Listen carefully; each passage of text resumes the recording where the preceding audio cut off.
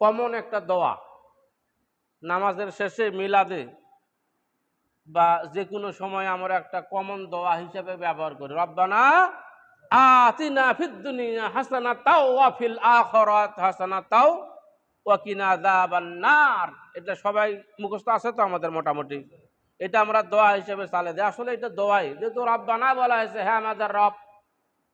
রব্বানা মানে কি? হ্যাঁ আমাদের রব। এই দোয়ার অর্থটা বোঝার লাগবে না? আচ্ছা, দোয়া যখন ইমাম সাহেব বলে তখন মুসল্লিরা আমিন আমিন বলে, তার মানে আল্লাহ কবুল করো।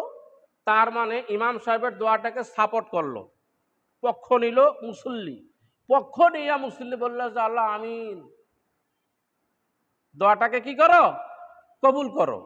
কিন্তু এইটার যখন বাংলা অর্থ বুঝবে,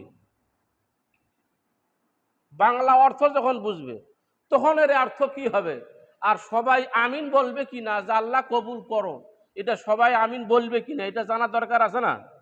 এই জন্য আগে দোয়াটা জানতে হবে। দোয়া তোমার ওই ল্যাংরা খরা ভাষায় আর খারাপ ভাষায় গালিগালাজ করবে, ইসলামের রাজনীতি নাই, তুমি তোমারটা নিয়ে থাকো, আমরা রাজনীতি করব পারলে ঠেকা, কথা কয় না রে।